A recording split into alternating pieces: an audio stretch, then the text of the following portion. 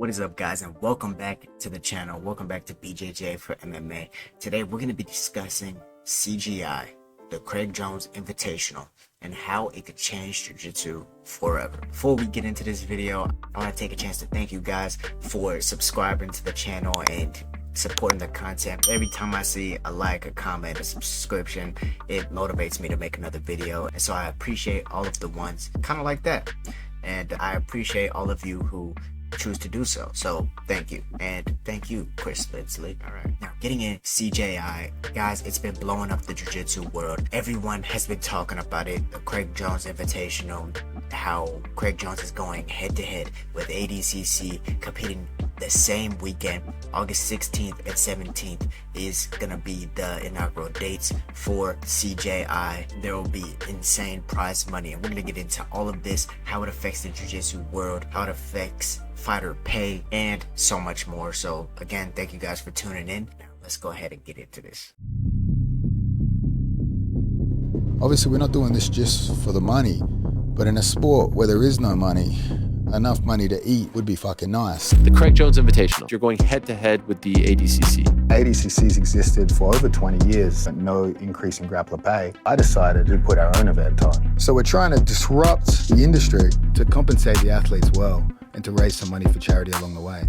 Now, like I mentioned before, not only will it change fighter pay for jiu-jitsu athletes who, let's be honest, don't get paid very much, but it'll also change the hierarchy of jiu-jitsu competitions. As of right now, and with the increasing popularity of no-gi jiu-jitsu, ADCC is the world championship of jiu-jitsu, right? Everyone calls it the Olympics of jiu-jitsu. All the no-gi jiu-jitsu athletes who want to be a name in the sport, who want to sell instructionals, who want to be recognized as one of the best grapplers on the planet, all compete in the ADCC trials and then try to move on to the ADCC World Championship. However, there's a really interesting predicament this year with Craig Jones throwing this event, because Craig Jones is paying the winner of two divisions, above 80 kilo division and a below 80 kilo division, $1 million to win the 16-man tournament. This money is unforeseen in the jiu-jitsu community, and it's unheard of. To put this into perspective, if you win ADCC, not including the absolute matches, which is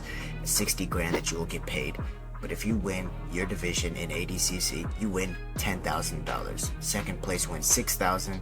Third place wins $4,000, I believe, and then fourth place wins $1,000. However, in CJI, the winner will win $1 million, and every single competitor who is invited will be paid $10,001 direct message to ADCC just to show up. Now, as you all expected, this is gonna poach a lot of people from ADCC competition. We're gonna replace Craig Jones with fucking Roberto Jimenez. Craig Jones bigger than ADCC. Mo, without Craig, the whole thing will take.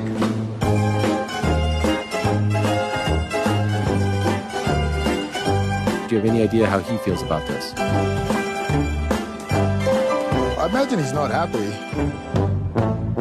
To move over to the CJI, and it's already started. At the time that I am making this video, we've already seen multiple ADCC level competitors and people pull out of ADCC to join the Craig Jones Invitational. And some of the bigger names, which we will look at, the Taggart brothers, Nicky Rod, who's a silver medalist in ADCC, Nicky Ryan, who was set to compete in ADCC for this year, Joseph Chen, who's a trials winner, Mason Fowler, who is an East and West Coast trials winner, Leon Davies won't be competing in a division because they don't have women's division yet, but she will be competing in a super fight, and so she's also pulled out of ADCC. And their latest addition, Roberto Jimenez, IBJJF world champion and ADCC South American trials winner as well, and one of the prospects for ADCC for this year. Now, the Taggart brothers have already come out and have been talking about the reason why they're dropping out of ADCC to join the CJI, and I think it's pretty obvious. It's the money, because if you win ADCC, there's no guarantee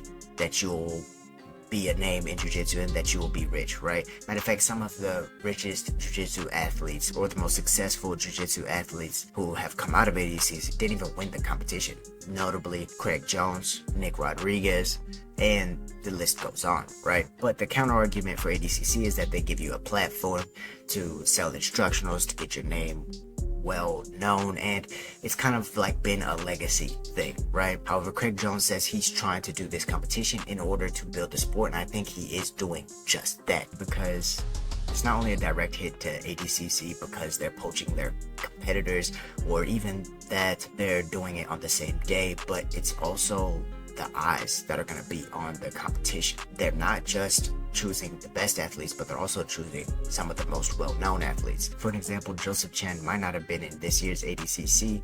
He might not be the best grappler in the world, but he gets an opportunity to prove that, and he's also a big name in Jiu-Jitsu. Nicky Rod is a giant name in Jiu-Jitsu. Luke Rockhold is a giant name in MMA. Leon Davies is one of the most notable female Jiu-Jitsu competitors right now, and is probably the best pound-for-pound female competitor right now. And the list goes on for who we may be able to see in the future at CJI. But they also have a different way of scoring these competitions. It's not going to be the regular point format. What Craig Jones has stated on both the Joe Rogan podcast and Ariel Helwani's podcast on MMA Hour is that each match will be 3 5-minute rounds, and it'll be on a 10-point must system. Now, it is said that they will score it like IBJJF rules, and then just the winner of the round, or the person who scored the most points or had the person in the worst position, depending on how many points they were ahead of that person, it'll be scored a 10-9 or 10-8 round.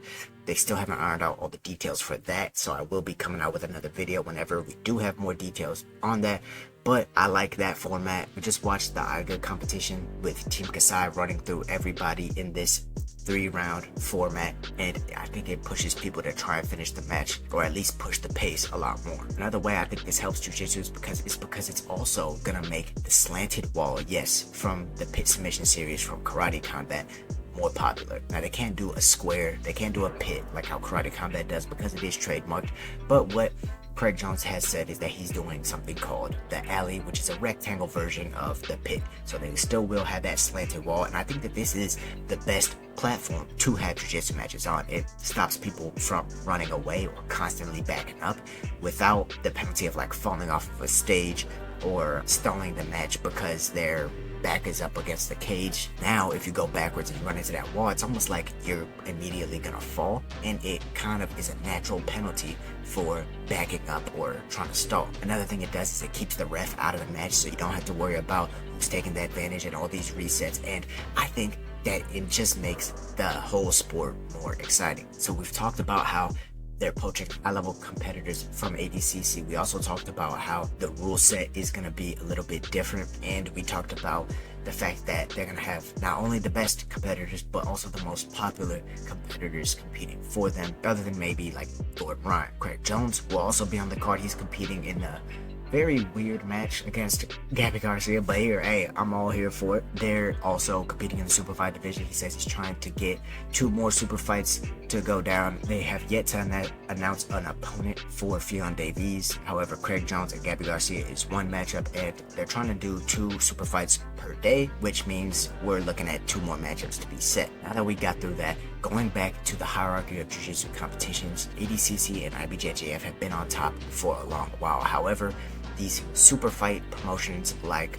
WNO, UFC Fight Pass, EBI's, One Championship, and now Karate Combat's Pit Submission Series have been getting more popular, have been poaching a lot of top athletes, and are, in my opinion, growing the sport of jiu-jitsu not only to the jiu-jitsu community, but also to the MMA community as well. Personally, I look forward more to the super fights than I do the tournaments. However, this tournament style, with the money on the line, with the athletes that they're getting, with it being so new in every aspect, makes things more exciting for jiu-jitsu tournaments. Now, let me know your thoughts about everything we just discussed in the comment section down below. However, to finish this video off, I'm gonna make this thing a little bit more personal. A lot of you watching the video compete in jiu-jitsu yourself, and you're trying to see maybe the landscape or the future that this competition is going to have on jiu-jitsu. Yes, it's going to anger a lot of people, especially Mo, one of the organizers for ADCC. Yes, ADCC is going to have beef with a lot of the competitors that compete in the CJI, but ultimately what it does is it creates a stand for athletes. It creates almost like a union for athletes. This is a non-profit organization.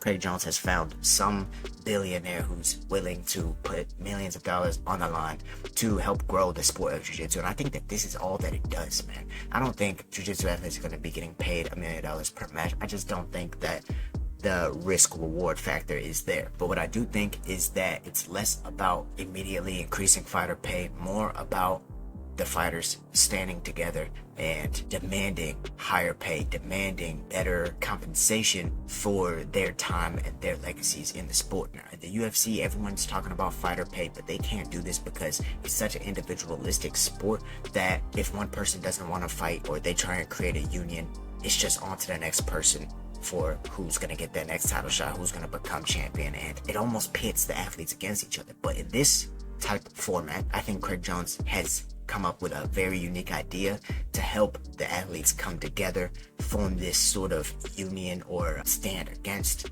the higher competitions who might actually be stagnating the growth of jiu-jitsu. And one of these things kind of brought it to my mind on how underpaid jiu-jitsu athletes are. Yes, I understand the mainstream audience does not watch them yet, but I was watching one championship the other day, and Bruno Azevedo and Shoya Ishiguro, a submission grappler from Japan, talked about how he never gets compensated this much for his fights. One championship does a great thing to where they give fighters bonuses and even jiu-jitsu athletes bonuses for exciting matches and exciting performances. And something he said really caught my eye. He said, "I feel like an athlete now."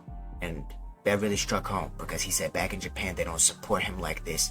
One championship is the only place that does this, and you could tell it really meant a lot to him. I mean, one championship is changing people's lives. Craig Jones is now going to change people's lives. While I still think there's great benefit in competing in ADCC and IBJJF and all these competitions where you don't earn as much or even any money, I think the hierarchy of jiu-jitsu competitions ultimately is going to be where the money's at. And Craig Jones is well on his way to making that CJI. Let me know what you think. Thank you guys for tuning in and supporting the content, and I'll see you guys in the next one. Peace.